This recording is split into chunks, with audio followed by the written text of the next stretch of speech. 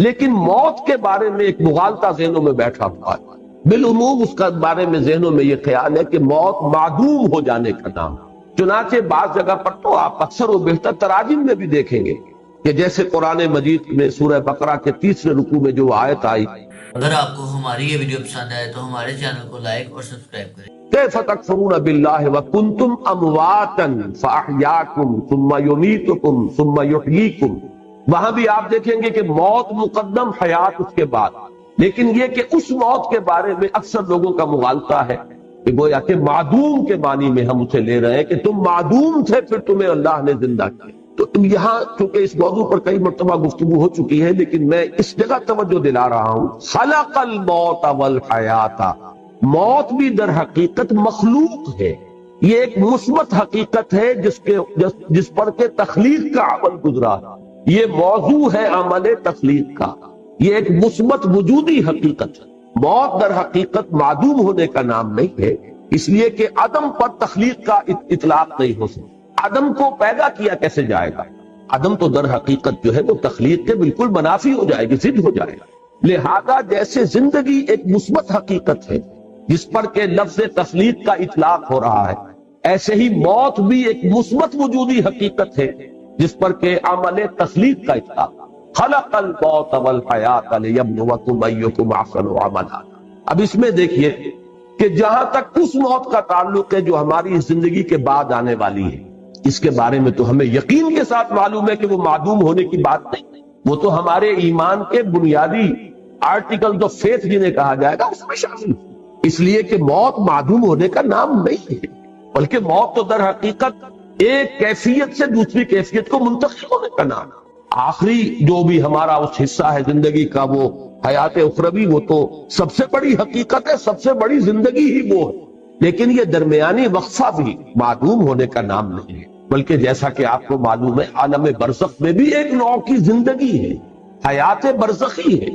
اس حیات برزخی کے اندر بھی انسان پر کیفیات وارد ہوں گی، جیسے کہ مشہور ہمارے ہاں اصطلاح ہے عذاب قبر، تو صرف عذاب قبر کا معاملہ نہیں ہے بلکہ ثواب قبر کا معاملہ بھی ہے، اس لیے کہ صحیح احادیث میں یہ موجود ہے کہ قبر جو ہے یا جنت کے باغیچوں میں سے ایک باغیچہ اور یا دوزخ کے گڑھوں میں سے ایک گڑھا ہے۔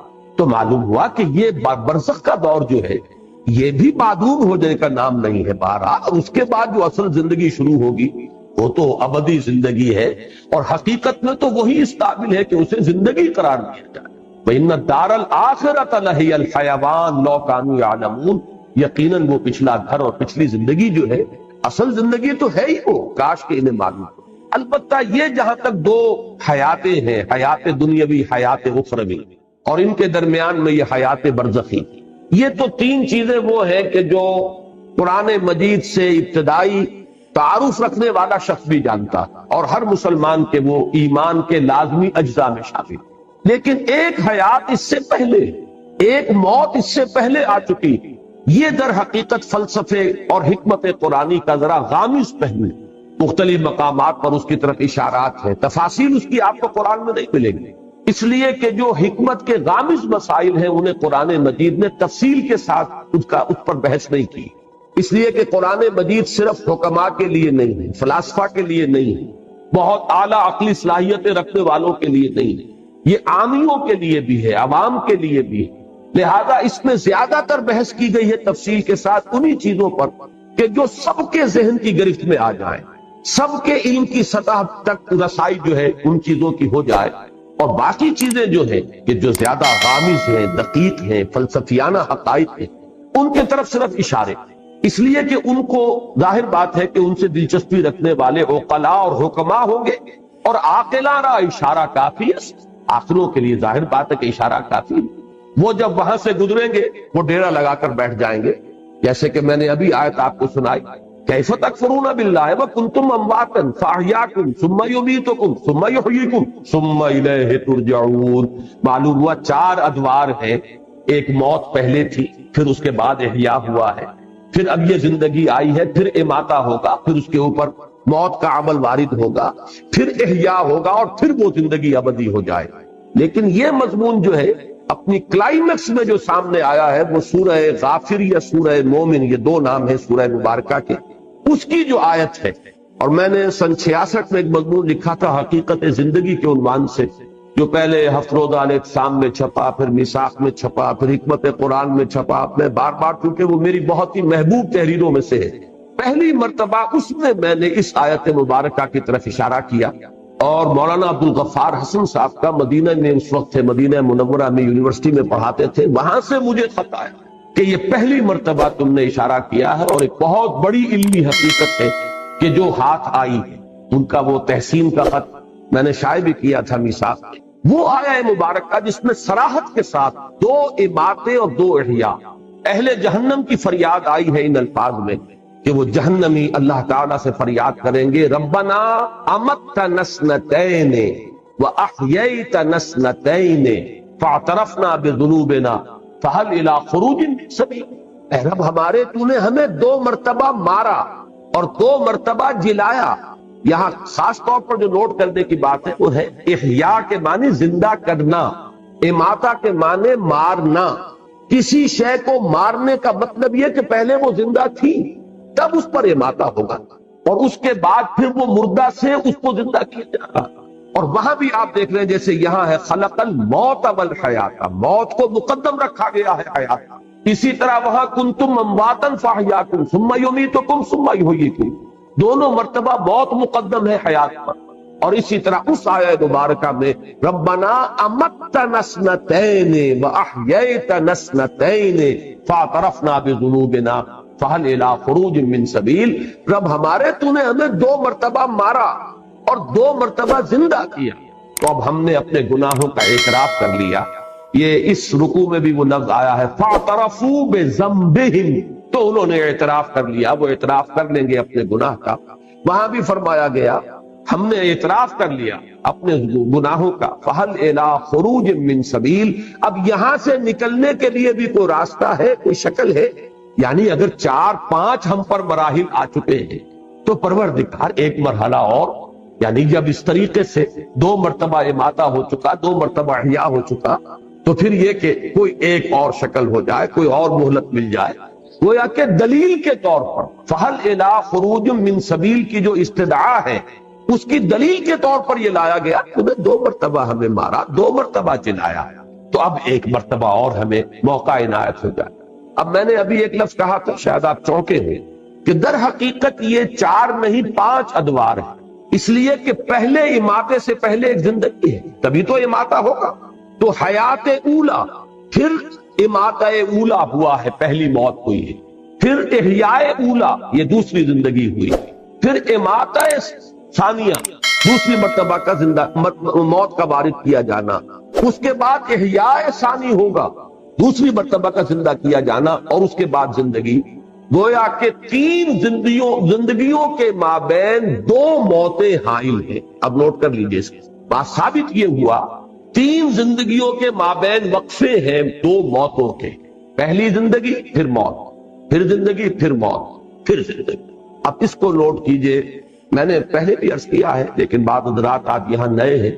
پہلی ہماری تخلیق ہوئی عالم ارواح، اس کے لیے لفظ تخلیق بھی مناسب نہیں ہے، ایجاد یا ابداع، اس لیے کہ حجت اللہ البالغہ جو بڑی مشہور معروف اور بڑی بارکۃ الآراء تصنیف ہے امام الہند شاہ ولی اللہ دہلوی رحمۃ اللہ علیہ کی، اس کا ابتدائی حصہ جو ہے وہ ان کے فلسفے پر مشتمل ہے.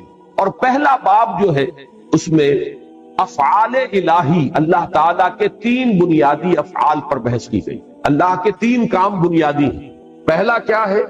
ابداع، یعنی عدم محض سے وجود بخشنا، یہ ابداع. دوسرا ہے خلق، خلق یہ ہے کہ کسی شے سے کوئی شے بنا دے، یہ خلق ہے. اور تیسرے تدبیر، یدبر الامر من السماء الی الارض، اللہ تعالیٰ کے تمام افعال جو ہیں وہ ان 3 کیٹیگریز کے اندر فال کریں گے. 3 بڑی بڑی کیٹیگریز ہیں کہ اللہ کے تمام افعال وہ ان کے منقسم ہو جائیں گے. ابداع، عدم محض سے وجود بخشنا. اسی لیے میں نے کہا کہ اس کو ایجاد کہا جائے یا ابداع کہا جائے یہ صحیح لفظ ہوگا، خلق نہیں، اس لیے کہ خلق کے لفظ کا اطلاق ہوتا ہے کسی شے سے کوئی شے بننا.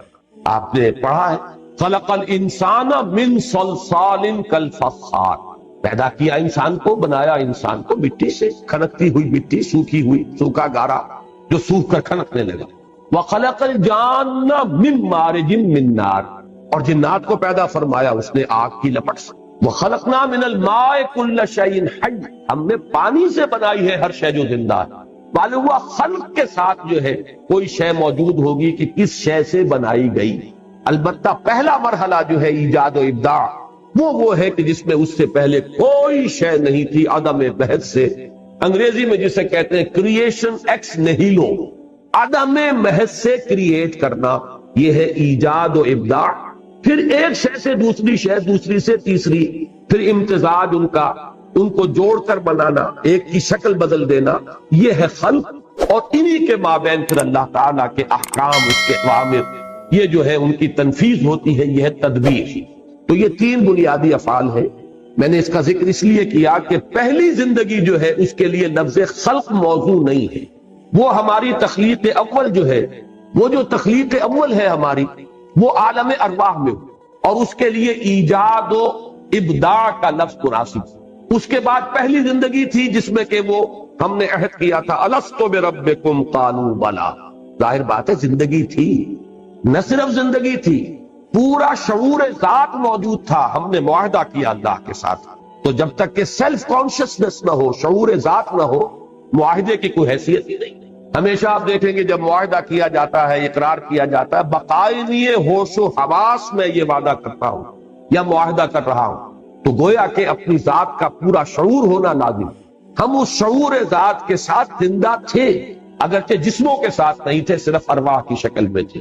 अल अरवाह जुनूदुम मुजन्नदा, वो लश्करों की सूरत में वो तमाम अरवाह थी जो अल्लाह के हुजूर में हाजिर थी, और पूछा गया अलस्तु बिरब्बिकुम क़ालू बला। अब ये पहली हयात है, इस पर पहला इमाता तारी हुआ, पहली मर्तबा मारा गया, यानी सुला दिया गया, उन अरवाह को किसी कोल्ड स्टोरेज के अंदर रख दिया गया। ये है मौत का वो पहला मरहला जो इस जिंदगी में आने से कबल हम गुजार आए। उसके बाद अब हो रहा है इहयाए ऊला, वो इस जिंदगी में, इस आलम में जो अंसरी है उसके अंदर, जब वो रहमे मादर में एक जिस्म तैयार हुआ है, तो वो रूह को लाकर उस कोल्ड स्टोरेज से, वो जो रूह मुअय्यन है उस शख्स की, उसको लाकर शामिल किया गया, और ये गोया के इहयाए ऊला हुआ। इसके बाद ये जिंदगी दूसरी आ गई। दर हकीकत ये जिसे हम पहली जिंदगी कहते हैं, ये जिंदगी दूसरी है कि जो हम इस आलम में मादी में बसर कर रहे हैं। इसमें हमारा जिस्म भी है और हमारी वो रूह भी है, जबकि पहली जिंदगी में सिर्फ अरवाह। इसके बाद दूसरा इमाता होगा, और फिर आलम बरज़ख शुरू होगा, फिर दूसरा इहया होगा, और फिर हमारी आखिरी जिंदगी होगी, उखरवी जिंदगी, और वो फिर हमेशा के लिए है, अबदी। ये है दर हकीकत हयात इंसानी के मुख्तलिफ अनवार। अब इसमें जरा एक बात मैं और हिम्मत और जुर्रत करके अर्ज कर रहा हूं। इससे यह तो साबित हुआ है हमारे ईमान का जुज़्व लाजिम कि हम अबदी हैं, हमें कभी खत्म नहीं होना, इसलिए कि असल जिंदगी आखिरत की जिंदगी है, और वो अबदी है। जन्नत में हो चाहे वो जहन्नम में हो, वो अबदी जिंदगी। तो मालूम ये हुआ कि हम अबदी हैं। अलबत्ता इसी का एक और खामिस पहलू यह है कि हम अजली भी हैं, हमेशा से। अब ये जरा बात आपको चौंकाने के लिए मैं कह रहा हूं, इसलिए कि हम इल्म खुदाबंदी में हमेशा से, मेरा जो भी वजूद है, मेरा तशख्खुस जो इस वक्त है, इल्म खुदाबंदी में तो हमेशा से। अल्लाह का इल्म जो है वो हादिस नहीं है। अल्लाह का इल्म उसकी जात के साथ, जैसे कि उसकी जात कदीम है, उसका इल्म भी कदीम।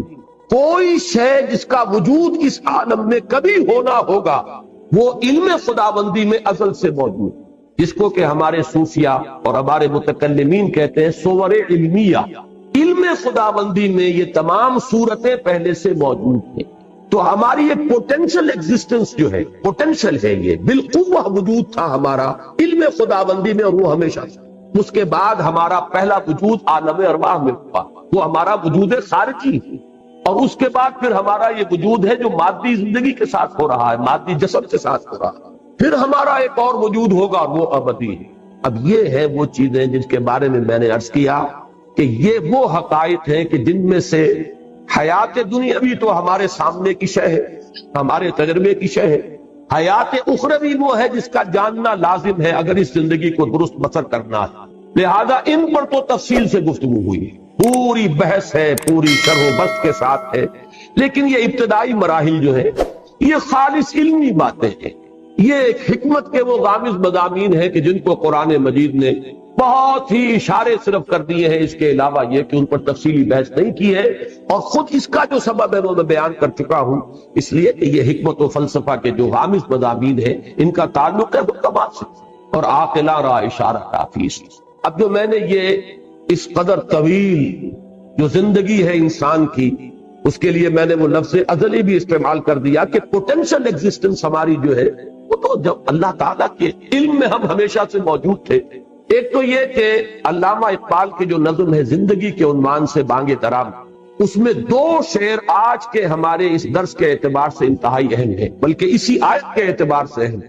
پہلا شعر، تو اسے پیمانہ امروز و فرداں سے نہ ناپ، جاویداں پہ ہم دواں ہر دم جواں ہے زندگی۔ واقعہ یہ ہے کہ جو ان الفاظ کے اندر جو شوقت ہے، یہ اس آیہ مبارکہ کے پہلے حصے کی صحیح ترین تعبیر ہے۔ کیا تم سال گنتے ہو 60 سال 70 سال 80 سال؟ کیا یہ زندگی ہے؟ یہ تو تمہارے ذہن کی بڑی تنگی ہے۔ بلکہ میں نے وہ حقیقت زندگی کا اپنا مضمون شروع یہاں سے کیا کہ یہ لوگ کہ جو صرف تجربہ اور شہود کے اوپر ایمان رکھنے والے ہیں، وہ تو زندگی سمجھتے بس پیدائش سے موت تک کا وقت ہو، لیکن کیا یہ 30 40 50 60 سال 70 سال 80 سال، ان میں بھی پہلا حصہ گزر جاتا ہے جس میں شعور ہی نہیں، اور پھر بڑھاپا آ گیا تو کہ لا یعلم بعد علم شیئا، پھر کچھ شعور نہیں رہتا۔ بیچ کے 30 40 سال بمشکل ہے کہ جو شعور کے ہیں، تو کیا یہ کل ہماری حقیقت یہی ہے؟ اشرف المخلوقات جس کے بارے میں اللہ یہ فرمائے خلقتہ بیدی، میں نے اسے اپنے دونوں ہاتھوں سے بنایا، وَلَقَدْ كَرَّمْنَا بَنِي آدَمَ وَحَمَلْنَاهُمْ فِي الْبَرِّ وَالْبَحْرِ وَرَزَقْنَاهُمْ مِنَ الطَّيِّبَاتِ وَفَضَّلْنَاهُمْ عَلَى كَثِيرٍ مِّمَّنْ خَلَقْنَا تَفْضِيلًا، جس کی شان اس طریقے سے بیان کی جا رہی ہے، کیا اس کی حقیقت بس یہی ہوگی؟ اور اس میں بھی یہ کہ عمر دراز مانگ کے لائے تھے، 4 دن 2 آرزو میں کٹ گئے، 2 انتظار میں۔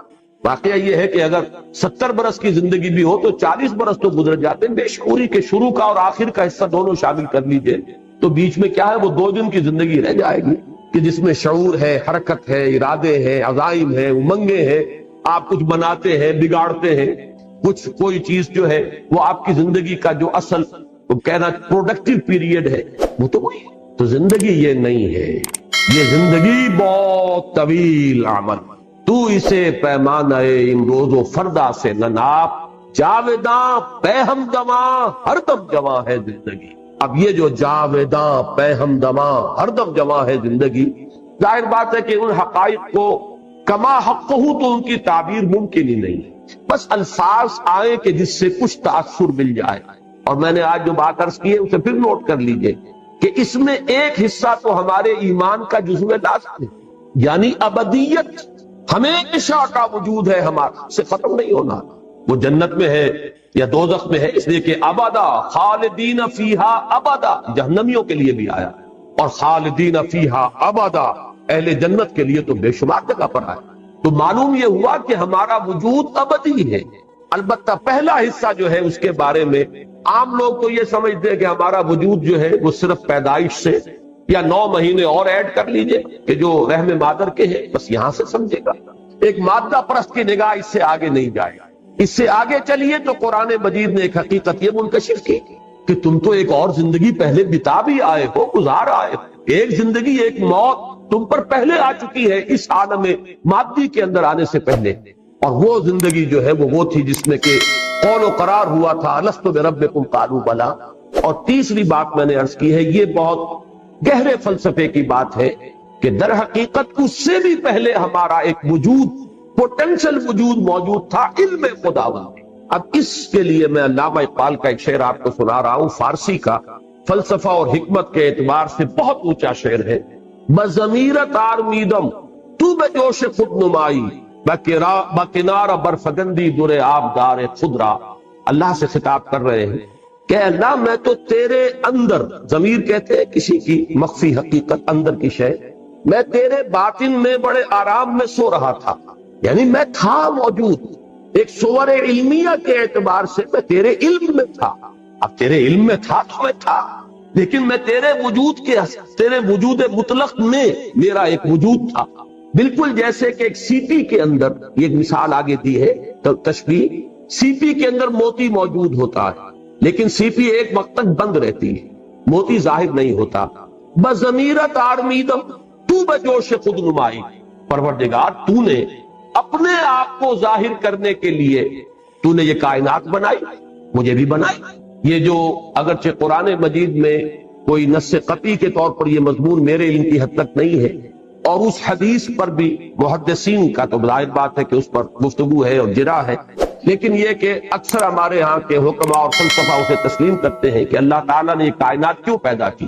کنت کنزا مخفیا فاحببت ان اعرف فخلقت الخلق، میں چھپے ہوئے خزانے کے مانند تھا، میرے اندر قوت کا لاوا تھا جو کھول رہا تھا، میرے اندر خلاقی تھی، لیکن یہ کہ اسے پہچاننے والا کوئی نہیں تھا، لہذا میں نے خلق کو پیدا کیا، اس سے میری وہ قوت خلاقی اور میری وہ قوت جو ہے وہ ظاہر ہوئی۔ الباری الخالق المصور، یہ جو اس کی صلاحیتیں تھی، یہ جو پوٹینشیلٹیز تھی، یہ چھپی ہوئی تھی، مخفی تھی، تخلیق سے وہ ظاہر ہوئی۔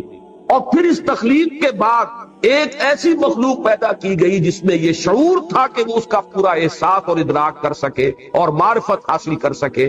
تو معلوم یہ ہوا کہ اللہ تعالیٰ نے اپنے آپ کو ظاہر کرنے کے لیے اور اپنے آپ کو پہچانوانے کے لیے کائنات تخلیق کی، اپنے آپ کو ظاہر کرنے کے لیے کائنات تخلیق فرمائی، اور اپنے آپ کو پہچانوانے کے لیے انسان کو پیدا کیا، کہ یہ معرفت کی اس کے اندر صلاحیت تھی کہ اللہ کو پہچانا۔ تو بضمیرت آرمیدم تو بجوش خود نمائی، اپنے آپ کو ظاہر کرنے کے جوش میں تو نے اس کائنات کو بنایا اور مجھے بھی پیدا کیا۔ اور اپنے بارے میں کہہ رہے ہیں بکنارہ برفگندی در آبدار خضرا، جیسے سی پی کے اندر وہ موتی موجود تھا، لیکن پتہ نہیں کسی کو نظر نہیں آ رہا، کون اس کی خوبصورتی کو دیکھے، کون اس کے حسن کا جو ہے اس کو اپریشیٹ کرے۔ تو اس نے اپنا منہ کھولا اور موتی کو باہر پھینکا تاکہ اس موتی کا حسن ظاہر ہو۔ تو نے بھی مجھے اپنے اندر سے نکال کر باہر ڈالا ہے۔ بضمیرت آرمیدم تو بجوش خود نمائی، بکنارہ برفگندی در آبدار خضرا، میں تو تیرے اندر کا ایک موتی ہوں۔ یہ تیرے اندر کا موتی ہے جس کو میں کہہ رہا ہوں۔ متکلمین نے اس کے لیے اصطلاح وضع کی ہے صور علمیہ۔ کائنات میں جو شے بھی خارج میں پیدا ہوئی ہے، پہلے وہ اللہ تعالیٰ کے علم میں موجود تھی، اور وہ اللہ کے علم میں اس کا وجود جو ہے وہ اس کا پوٹینشل ایگزسٹنس ہے۔ اس اعتبار سے میں نے آج عرض کیا ہے بات کو، اس لیے کہ اب پتہ نہیں کتنے زندگی کا کتنا حصہ بقایا ہے۔ میں اس حصے کے درس کے دوران چاہتا ہوں کہ وہ چیزیں کہ جن پر میں نے تاحال جان بوجھ کر گفتگو نہیں کی ہے، میں چاہتا ہوں کہ اب ان کے بارے میں جس چیز کے بارے میں میری ایک رائے بنی ہے اور جو بھی میں نے مختلف جو گوشے ہیں ان سے حاصل کیا ہے، تو میں آپ کے سامنے رکھوں۔ اگرچہ مجھے اندیشہ ہے کہ چونکہ جس قسم کا یہ اجتماع ہوتا ہے اس میں بالکل نئے لوگ بھی ہوتے ہیں، ہمارے نوجوان طلبہ بھی ہوتے ہیں، اور اس قسم کے مضامین جو ہے ان کے اندر خطرہ ہوتا ہے کہ کچھ لوگ جو ہیں جن کی فہم کی سطح سے وہ بہت بالا تر ہوں، ان کے لیے وہ فتنہ نہ بن جائے۔ لیکن یہ کہ اب اور میرے پاس میں نہیں کہہ سکتا کہ کوئی موقع ہوگا کہ نہیں ہوگا کہ میں ان حقائق پر بھی گفتگو کر سکوں، اس لیے میں نے آج اس قدر تفصیل سے بات کی۔ اب یہ جو میں نے عرض کیا ہے کہ 3 زندگیاں اور 2 موتیں، درمیان میں ہے یہ حیات دنیاوی۔ نوٹ کیجئے 5 میں نے مرحلے بیان کیے، پہلی زندگی، پھر پہلی موت، دوسری زندگی، دوسری موت، پھر تیسری زندگی جو ابدی ہے۔ یہ جو درمیان کی زندگی، اس کا مقصد کیا ہے؟ یہ وقفے کیوں ڈالے گئے؟ یہ ہے اصل سوال۔ پہلے کوسچن پوز کیجئے کہ ایک مسلسل عمل ہے یہ زندگی، تو اسے پیمانہ امروز و فردا سے نہ ناپ، جاویداں پہم دواں ہر دم جواں ہے زندگی۔ یہ ایک مسلسل عمل ہے، تو وقفے کیوں ڈالے گئے؟ وقفے کا لفظ میں خاص طور پر استعمال کر رہا ہوں، وہ شعر میں آپ کو سن چکا ہوں۔ موت ایک زندگی کا وقفہ، یعنی آگے بڑھے گی دم لے کے۔ یہ موت معدوم ہونے کا نام تو ہے ہی نہیں، یہ بھی زندگی کی ایک ایسی کیفیت ہے جس میں ہم شعور سے محروم ہو جاتے ہیں۔ شعور کے ساتھ تھے پہلی زندگی میں جب عہد کیا الست بربکم قالوا بلا، پھر وہ ارواح موجود تھی، معدوم نہیں ہو گئی معاذ اللہ، لیکن شعور نہیں تھا، سلا دی گئی، کولڈ سٹوریج کے اندر سلا دی گئی۔ پھر ہم شعور کے ساتھ اس زندگی میں آئے، پھر موت آئے گی، اور یہ موت جو ہے یہ تو کامل بے شعوری کی نہیں ہے، اس میں تو شعور رہے گا، اس لیے کہ وہ جنت کا باغیچہ ہے یا دوزخ کا گڑھا ہے، وہ شعور ہے۔ اگرچہ وہ شعور جو ہے وہ آج ہم نہیں سمجھ سکتے ہمارے اس وقت کے شعور سے اس میں کیا فرق ہوگا، نیم شعوری کی کیفیت تو بہرحال ہے، اور اس کے بعد جو ہے وہ ہماری زندگی باشعور جو ہے وہ ابدی زندگی ہے۔ تو ان 5 میں درمیانی جو ہے حیات دنیاوی جو ہم سب کی جانی پہچانی ہے، ہمارے تجربے میں آ رہی ہے، ہم اسے بسر کر رہے ہیں۔ بلکہ میں بعض اوقات یہ کہا کرتا ہوں، اور یہ دوسرے رکوع میں یہ بحث آئے گی انشاءاللہ، کہ ایک تو ہے زندگی بسر کرنا، ایک ہے کہ زندگی انسان کو بسر کر رہی ہوتی ہے۔ ہم خود نہیں جی رہے ہوتے، زندگی ہمیں بتا رہی ہوتی ہے، اس لیے کہ ہم نے اپنا کوئی مقصد معین کیا، نہ کوئی ہدف معین کیا، نہ کوئی نصب العین ہے، تو در حقیقت ہم جی نہیں رہے، بلکہ زندگی ہمیں گھسیٹ کر لے کر جا رہی ہے۔ یہ جیسے کہ اگلی رکوع میں آئے گا کہ ایک وہ ہے جو سیدھا چل رہا ہو، فَمَن يَمْشِي مُكِبًّا عَلَى وَجْهِهِ أَهْدَىٰ أَمَّن يَمْشِي سَوِيًّا عَلَى صِرَاطٍ مُسْتَقِيمٍ۔ اور وہ گھسٹ رہے ہیں، کچھ لوگ صرف اپنے پیٹ کے بل گھسٹ رہے ہیں، پیٹ کھانے کو مانگتا ہے، ڈال دیا تو وہ زندگی کی گاڑی چلی جا رہی ہے، وہ خود جی نہیں رہے، یہ زندگی برائے زندگی ہے، جبکہ زندگی در حقیقت کسی مقصد کے لیے ہونی چاہیے، کوئی آدرش ہو، کوئی نصب العین ہو، کوئی آئیڈیل ہو، کوئی آپ کا مقصود و مطلوب ہو، تب زندگی ہے۔ تو ایک ہے زندگی بسر کرنا، یہ بہت کم لوگوں کو نصیب ہے۔ حقیقت میں زندگی بسر کرتی ہے اکثر و بیشتر لوگوں کو، وہ زندگی نہیں گزارتے، زندگی انہیں گزارتی۔ بہرحال یہ زندگی جو ہم گزار رہے ہیں، یا وہ زندگی جو ہمیں اس وقت گزار رہی ہے، بسر کر رہی ہے، اس کی غائب کیا ہے؟ یہ ہے جو دوسرا ٹکڑا اس آیہ مبارکہ کا، لِيَبْلُوَكُمْ أَيُّكُمْ أَحْسَنُ۔ انتہائی اہم ہے کہ یہ در حقیقت ایک امتحانی وقفہ، اس میں ٹیسٹنگ پیریڈ اس کو شمار کیجئے، امتحان، جیسے ایک 3 گھنٹے کا امتحان ہوتا ہے، میں بات یہ کہا کرتا ہوں 3 گھنٹے کا امتحان، چونکہ ہر ایک شخص اس سے واقف ہے، یہ ایک 30 سال کا امتحان، فرق کچھ نہیں ہے، یہ تو کوانٹیٹیٹو معاملہ ہے، کوانٹیٹیٹو کوئی فرق نہیں ہے۔ 3 گھنٹے کا امتحان، 30 سال کا امتحان۔ 30 سال میں اس لیے کہہ رہا ہوں کہ چاہے عمر کتنی بھی ہو، میں عرض کر چکا ہوں کہ پروڈکٹیو پیریڈ جو ہے انسان کی زندگی کا، جس میں وہ کچھ بناتا ہے یا بگاڑتا ہے، وہ در حقیقت وہ 30 سال کے لگ بھگ بنتے ہیں، 30 نہیں 40 سال ہو جائیں گے، اللہ خیر سے۔ تو یہ اس کا امتحان، یہ بہت اہم بات ہے قرآن مجید کے فکر اور فلسفے کو سمجھنے کے لیے۔ پوری زندگی انسان کی اس امتحان ہی سے عبارت ہے۔ میں نے ایک مضمون لکھا تھا حج کی حقیقت پر، اور حضرت ابراہیم علیہ السلام کی شخصیت کے حوالے سے میں نے امتحانی مراحل گنوائے۔ پہلا امتحان انسان کا اس کے شعور کا ہوتا ہے کہ آیا وہ اپنے پروردگار کو پہچانتا ہے یا نہیں، اسی عالم محسوسات میں گم ہو کر رہ جاتا ہے، یا یہ کہ اس سے اوپر ابھرتا ہے، اور وہ کھول آنکھ زمین دیکھ، فلک دیکھ، فضا دیکھ، مشرق سے ابھرتے ہوئے سورج کو ذرا دیکھ۔ ان آیات الہیہ کے ذریعے سے اگر وہ معرفت حاصل کرتا ہے اللہ کی، تو پہلے امتحان میں پاس ہو گئے، اور اگر وہ اسی میں گم ہو کر رہ گیا، صرف حیوانوں کا سا دیکھنا دیکھتا رہا اور حیوانوں کا سا سننا سنتا رہا، تو گویا کہ وہ ناکام ہوا، وہ تو ضل ضلالا بعیدا، جس نے خدا کو پہچانا ہی نہیں، وہ تو پہلے ہی امتحان میں فیل۔ اب جس نے پہچان لیا، اب اس کے بعد استقامت کا امتحان آئے گا، ان الذین قالوا ربنا اللہ ثم استقاموا۔ اب عمل کا امتحان شروع ہوگا، اللہ کا حکم ہے اس کو مانو، اللہ نے روکا ہے رکو، پھر اللہ تو اب تمہارے لیے ایک سے ایک چیلنج نیا لائے گا۔ پرائمری کا امتحان پاس کر لو گے تو مڈل ہے، پھر میٹرک ہے، پھر آگے چلے گا۔ حضرت ابراہیم علیہ السلام کا پہلا امتحان، باپ نے گھر سے نکالا، مہجرنی ملیہ قال سلام علیک، وہ اللہ تعالیٰ کی توحید پر قائم ہے۔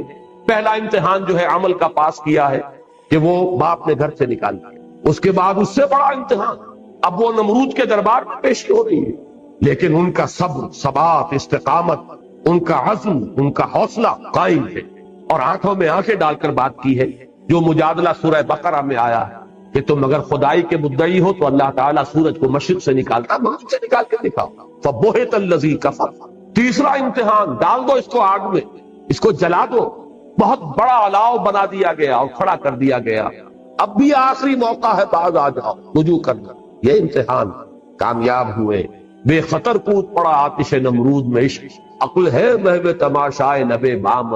چوتھا امتحان، انی مہاجر الی ربی سیہدین، گھر بار وطن کو چھوڑ کر بالکل سمجھیے ان ولڈرنس نکل گئے ہیں، اس لیے کہ اس وقت کی دنیا کا تصور کیجئے، آج سے 4 ساڑھے 4 ہزار سال قبل کی دنیا، کہاں معلوم تھا کہ کہاں جا رہے ہیں، کیا حالات ہوں گے، کہاں پر ہمیں کوئی ہوٹل بنے ہوئے ملیں گے یا سرائیں ملیں گی، لیکن نکل گئے۔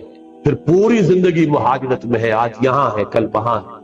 اور آخری امتحان جس پر کہ میں نے الفاظ لکھے ہیں کہ اس سے بڑی کامیابی اور کوئی نہیں ہو سکتی کہ ممتحن پکار اٹھے کہ بھائی امتحان واقعتاً بڑا کڑا تھا۔ وہ جو فرمایا گیا ہے کہ اب اپنے بیٹے کو 100 برس کا بوڑھا جس نے دعائیں مانگ مانگ کر بیٹا لیا تھا، اور اب وہ بیٹا 13 برس کا ہوا ہے، فلما بلغ معه السعی، جبکہ وہ بھاگ دوڑ کے قابل ہوا ہے، جبکہ بازو بن گیا ہے بوڑھے باپ کا۔ اور اچھے الفاظ وہاں پر میرے قلم سے اس وقت نکل گئے کہ وہ بوڑھا باپ دیکھ دیکھ کر جی رہا ہوگا، بیٹے کو جوان ہوتا دیکھ رہا ہے، میرے مشن کا علم بردار، میرے کام کو آگے لے کر چلنے والا، میرے دست و بازو بننے والا اللہ نے مجھے عطا فرمایا ہے، ولی عطا فرمایا ہے، ساتھی عطا فرمایا ہے۔ آخری امتحان جو ہے ممتحن کے ترکش امتحان میں ایک تیر باقی تھا، اور وہ سب سے زیادہ کاری تیر، جب اس میں کامیاب ہوئے ہیں فلما اسلما وتلہ للجبین ونادیناہ یا ابراہیم قد صدقت الرؤیا انا کذلک نجزی المحسنین، اور اس میں فرمایا ان ھذا لہو البلاء المبین، کوئی شک نہیں کہ یہ بہت بڑا امتحان تھا ابراہیم، تم نے سب پاس کر دیا۔ یہ حضرت ابراہیم کی شخصیت اس اعتبار سے کہ پوری زندگی مسلسل امتحان کی زندگی۔ یہی وجہ ہے کہ سورہ بقرہ میں ایک آیت میں اس کو سمو لیا، وَإِذِ ابْتَلَىٰ إِبْرَاهِيمَ رَبُّهُ بِكَلِمَاتٍ فَأَتَمَّهُنَّ قَالَ إِنِّي جَاعِلُكَ لِلنَّاسِ إِمَامًا۔ یاد کرو جب کہ اللہ نے امتحان لیا، ابتلا کیا، آزمایا ابراہیم کو بڑے بڑے امتحانات میں، کلمات، اس لیے کہ یہ تفخیم کے لیے ہے، تنکیر نکرہ کا لفظ، بڑے بڑے امتحانات میں سے گزارا، اور جب وہ تمام میں پورا اترا تب کہا انی جاعلک للناس اماما، اب میں تمہیں پوری نوع انسانی کا امام بنا رہا۔ اس مقام پر فائز ہونے کے لیے وہ تمام ٹیسٹ جو ہے وہ پاس کرنے پڑے حضرت ابراہیم کو علیہ السلام۔ تو در حقیقت پوری زندگی امتحان، یہی امتحان ہے کہ جو اب آپ پر دنیا کی جو کیفیات عدلتی بدلتی رہتی ہیں، کبھی فراخی ہے، کبھی تنگی ہے، کبھی صحت ہے، کبھی بیماری ہے، کبھی مفلسی ہے، کبھی تمنگری ہے، کبھی حالت خوف ہے، کبھی حالت امن ہے، کبھی اللہ نے چھپر پھاڑ کر کچھ دے دیا ہے، اور کبھی اچانک جو کچھ تھا چھین لیا۔ یہ سب کیا ہے؟ امتحان۔ چنانچہ سورۃ الفجر کے اندر جو مضمون آیا ہے کہ فَأَمَّا الْإِنسَانُ إِذَا مَا ابْتَلَاهُ رَبُّهُ فَأَكْرَمَهُ وَنَعَمَهُ فَيَقُولُ رَبِّي أَكْرَمَنِ وَأَمَّا إِذَا مَا ابْتَلَاهُ فَقَدَرَ عَلَيْهِ رِزْقَهُ فَيَقُولُ رَبِّي أَهَانَنِ كَلَّا۔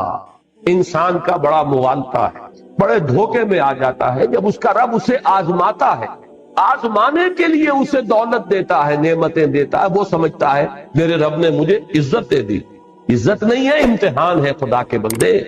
اسی طریقے سے جب وہ امتحان لیتا ہے دوسری شکل میں، وَإِذَا مَا ابْتَلَاهُ فَقَدَرَ عَلَيْهِ رِزْقَهُ، اس پر اس کے رزق کو تنگ کر دیتا ہے، ناپ تول کر دینے لگتا ہے حساب کتاب سے، تو کہتا ہے ربی اہانن، میرے رب نے تو مجھے ذلیل کر دیا۔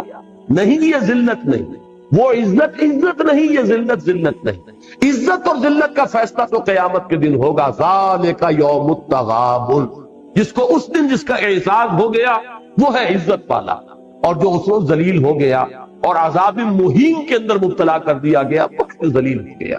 باقی اس دنیا کی زندگی میں یہ کیفیت بھی امتحان کی ہے، وہ کیفیت بھی امتحان کی۔ تو اس پورے کے اوپر، زندگی کے اوپر اس کو پھیلائیے کہ در حقیقت یہ حیات دنیاوی جس کو ہم اپنی غلط فہمی میں زندگی کہہ بیٹھتے ہیں، یہ زندگی نہیں ہے، یہ 3 زندگیوں میں سے ایک زندگی ہے، بلکہ 5 زندگیوں میں سے ایک زندگی، اس لیے کہ موت بھی ایک طرح کی زندگی ہے، بے شعوری کی زندگی ہے در حقیقت موت، معدوم ہونے کا نام تو ہے ہی نہیں۔ تو 5 وقفے ہیں جن میں یہ درمیانی وقفہ ہے جو ہم یہاں بسر کر رہے ہیں، اور اس کی حیثیت ایک امتحانی وقفے کی ہے۔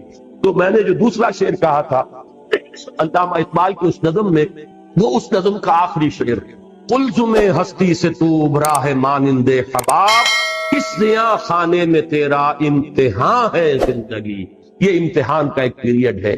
اور بڑا پیارا ایک شعر کہا ہے، تو عرصۂ محشر میں ہے پیش کر غافل عمل کوئی اگر دفتر میں ہے، کہ تم سمجھتے ہو کہ وہ حشر جو پھر بعد میں ہو، وہ تو در حقیقت حشر کا ظہور ہے، اصل میں عرصہ محشر میں ہم اس وقت، عرصہ ہے یہ عرصہ نہیں ہے، لم عرصہ کہتے ہیں میدان کو، عرصہ محشر میں ہے۔ یہ پہلا مصرع پورا کیا ہے؟ یہ گھڑی محشر کی ہے تو عرصہ محشر میں ہے، پیش کر غافل عمل کوئی اگر دفتر میں ہے۔ یہ زندگی ہے اصل محشر۔ وہ محشر جو ہوگا وہ در حقیقت اس کے نتائج کے اعلان کے لیے ہوگا۔ اصل میں تو اگر کوئی عمل کا تمہارے دفتر میں ہے تو نکالو، برابر ہر چیز اندر سینہ داری، سرود نالے آہے فغانے جو تمہارے اندر ہے اسے باہر نکال کر پیش کرو، اس لیے کہ در حقیقت یہ حشر یہاں ہو رہا ہے۔ جیسے کہ آتا ہے حاسبوا انفسکم من قبل ان تحاسبوا، اصل میں تو محاسبے کے عالم میں اس اگر ہم پہچان لیں کہ ہمارا امتحان اب ہو رہا ہے، اور وہ جو نتیجے کے دن ہے وہ تو در حقیقت اس کا ظہور ہے، اس کے نتیجے کا اصل تو ہم یہاں بنا یا بگاڑ رہے ہیں اپنی قسمت کو اور اپنے مستقبل کو اور اپنی ابدی زندگی۔ تبارک الذی بیدہ الملک وہو علی کل شیء قدیر الذی خلق الموت والحیاۃ لیبلوکم ایکم احسن عملا، تاکہ تمہیں آزمائے۔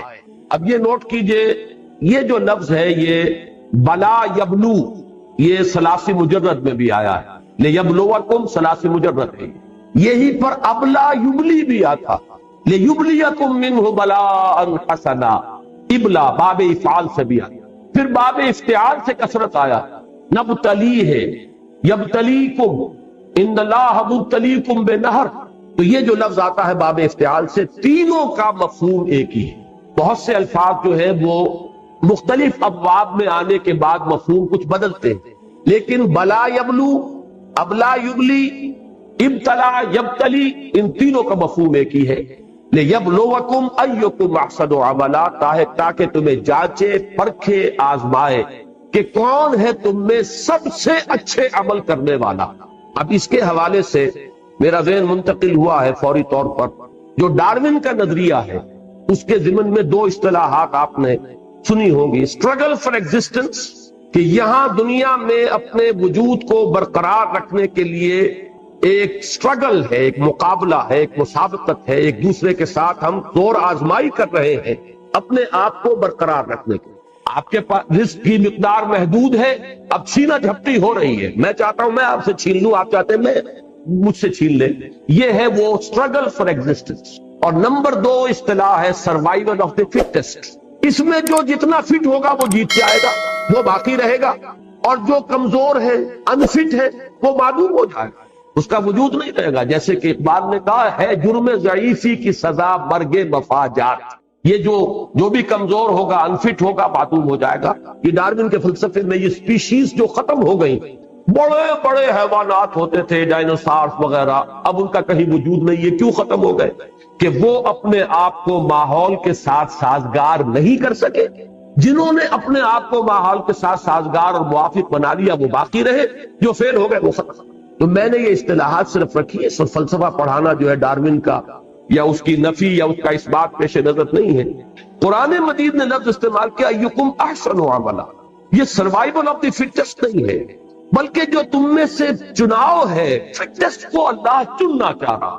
اللہ تعالیٰ نے یہ تمام امتحان کی چھلنی لگائی ہے کہ تم میں سے جو بہترین عمل کرنے والے ہو انہیں وہ چنے گا۔ ایکم احسن عملا، تم میں سے کون ہے بہترین عمل کرنے والے۔ اب اس کی بھی بہت دور تک جو ہے بات جاتی ہے۔ علامہ اقبال نے ایک خیال ظاہر کیا ہے، اگرچہ مجھے اس خیال سے اتفاق نہیں ہے، لیکن فلسفے کا ایک نقطہ ہے۔ وہ یہ کہتے ہیں کہ ریزریکشن جو ہے یہ در حقیقت ارن کی جانے والی شے، یہ ایسے ہی نہیں مل جائے گی۔ اگر آپ نے اس زندگی کے اندر اعمال صالحہ کے ذریعے سے اپنی خودی کو مضبوط کر لیا تو یہ خودی جو ہے اس پر موت کا کوئی اثر وارد نہیں ہو سکے گا، یہ سروائیو کرے گی۔ لیکن اگر عمل صالح کے ذریعے سے آپ نے خودی کو مستحکم نہیں کیا تو معدوم ہو جائے گا، اس لیے کہ پھر آپ کی حیثیت جو حیوانات کی ہے۔ جس طریقے سے کہ حیوانات کے لیے ریزریکشن نہیں ہے، اسی طریقے سے انسانوں کے لیے بھی نہیں۔ یا یہ کہ حیوانات کے بارے میں حدیث ہے کہ ان کو بھی دوبارہ زندہ کیا جائے گا، اور جو ایک دوسرے پر انہوں نے زیادتیاں کی ہوں گی، کسی نے کسی کو سینگ مارا تھا، کسی نے کسی اور کو لات نصیب کی تھی، اس کا بدلہ دلوا کر پھر معدوم کر دیا جائے گا، یہ ایک حدیث ہے۔ اور ابھی میرے پاس ایک کتاب حال ہی میں آئی ہے، ناصر الدین البانی جو اس دور کے سب سے بڑے محدث ہیں، 4 بڑی والیوم میں انہوں نے الاحادیث الصحیحہ جمع کی، یعنی صرف صحیح ہے نہیں، دوسری کتابوں میں بھی جو حدیثیں کے صحت کے معیار پر پوری اترتی ہیں ان کو انہوں نے سب کو جمع کر دیا. اس میں اس حدیث کو بھی انہوں نے لیا کہ حیوانات کی بھی بعث بعد الموت ہے، ان کے ایک دوسرے پر زیادتیوں کا ایک دوسرے کو بدلہ قصاص دلوا کر پھر معدوم کر دیا جائے. یہ بات جو ہے مولانا مناظر حسن گیلانی نے بھی الدین القیم میں بڑی تفصیل سے اس پر گفتگو کی ہے اس کے آخری حصے پہ. تو علامہ کا فلسفہ یہ ہے کہ ریزریکشن جو ہے یہ ایسے ہی نہیں مل جائے گا، it has to be earned, اسے تو کمانا پڑے گا آپ کو. اس کے لیے عمل صالح کے ذریعے سے اپنی خودی کو مضبوط کیجئے کہ پھر وہ موت کے صدمے کو برداشت کر جائے اور اس کے بعد جو ہے اس کی بقا ہو.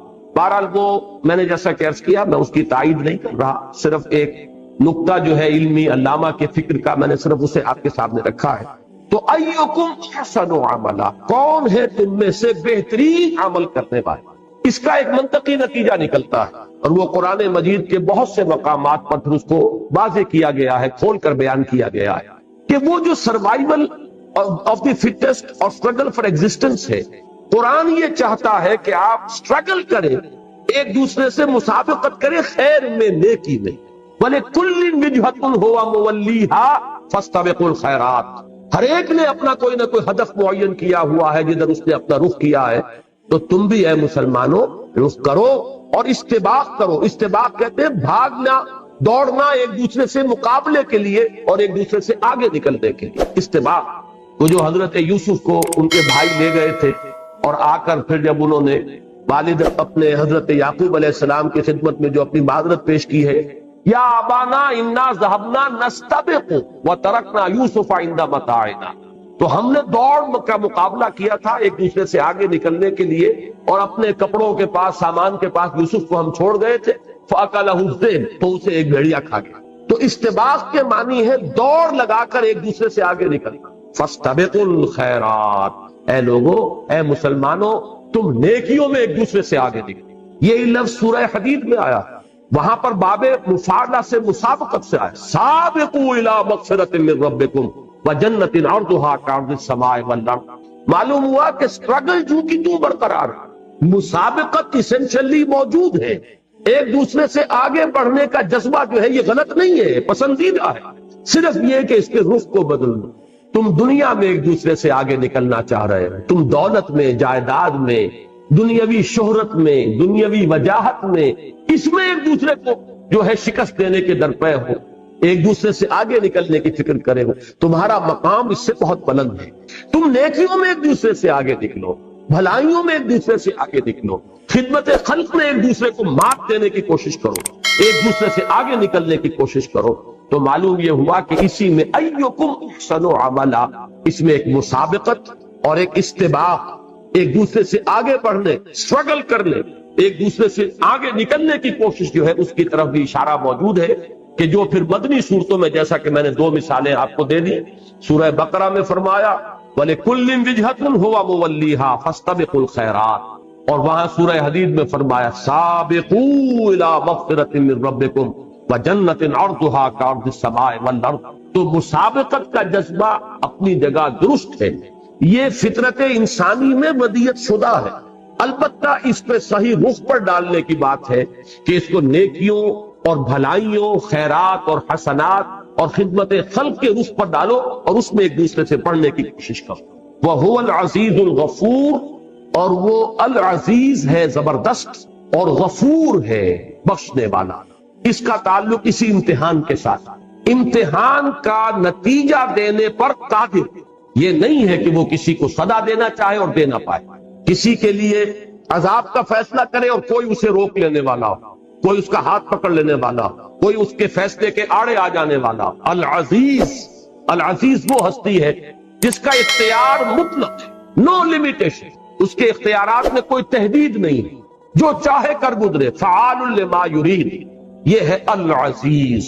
لیکن اس کے ساتھ الغفور بھی ہے، وہ بخشنے والا بھی ہے، خطاؤں سے درگزر کرنے والا بھی ہے. غفر کا اصل مفہوم ہے ڈھانپ لینا، اس لیے مغفر کہتے ہیں خود کو جو سر کو ڈھانپ لیتا ہے. تو در حقیقت اللہ تعالی جس کو ہم کہتے ہیں پردہ پوشی بھی کرنے والا، بخشنے والا، پردہ پوشی فرمانے والا. تو اس میں گویا کہ العزیز میں ایک پہلو ہے تخویف کا، خوف دہشت پیدا کرنے والا، اور غفور میں تشویق کا امید پیدا کرنے والا۔ اور جیسا کہ آپ کو معلوم ہے کہ در حقیقت انسان کا صحیح موقف ایک درمیانی کیفیت ہے، بین الخوف والرجاء، ایک طرف خوف کی کیفیت بھی برقرار رہے اور دوسری طرف اللہ کی مغفرت اور اس کی رحمت کی امید بھی قائم رہے۔ ان دونوں کے بین انسان کا موقف رہنا چاہیے۔ اگر ایک طرف ہو گیا، چاہے ادھر چاہے ادھر، اس میں ہلاکت ہے اور بربادی۔ خوف کا انتہائی غلبہ ہو جائے گا تو انسان کی ہمت جواب دے جائے، ذرا سی غلطی ہوئی اور مایوس ہو کر بیٹھ جائے، پھر اس کے اندر اصلاح کے لیے جو ہمت درکار ہے، عزیمت درکار ہے، وہ باقی نہیں رہے گی۔ اور رجا کا بہت زیادہ غلبہ ہو گیا تو بے پرواہی آ جائے گی، استغنا ہو جائے گا، پھر اس کے اللہ تعالیٰ کے احکام کی فکر نہیں رہے گی۔ تو ان دونوں کے مابین بین الخوف والرجا رہنا چاہیے۔ اور العزیز الغفور، یہ اللہ تعالیٰ کے دو نام، وہو العزیز الغفور، یہ اسی کے لیے کہ ایک میں تخفیف کا پہلو ہے، دہشت ہے، خوف ہے، اور دوسری میں امید ہے، رجا ہے، اس کی رحمت اور مغفرت کا امیدوار ہونا۔ الذی خلق سبع سماوات طباقا، وہ کہ جس نے بنائے 7 آسمان تہ بر تہ ایک دوسرے کے اوپر۔ اب یہاں پر اگرچہ قرآن مجید نے کہیں صراحت کے ساتھ یہ نہیں کہا ہے کہ یہ آسمان اور زمین کس شے سے بنائے، اور عام طور پر جب ہم اس کو بیان کرنے میں آتے ہیں تو یہ کہ یہ عدم محض سے اللہ تعالیٰ نے ان کو وجود بخشا۔ ایک بات صحیح ہے، لیکن درمیان میں بہت سا وقفہ ہے، گیپ ہے بہت بڑا۔ اللہ تعالیٰ کا ایک امر کن ہے، اس امر کن نے کیا شکل اختیار کی ہے۔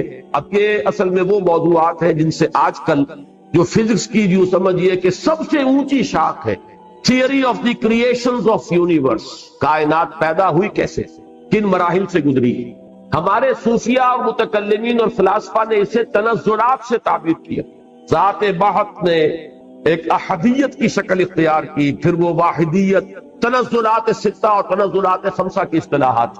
لیکن یہ کہ آج کے دور میں وہ پہلے ایک صورت نور کی شکل میں، اللہ کے کلمہ کن نے ایک صورت اختیار کی ہے نور کی۔ اس نور سے ملائکہ پیدا کیے گئے اور اسی نور سے ارواح انسانیت پیدا کی۔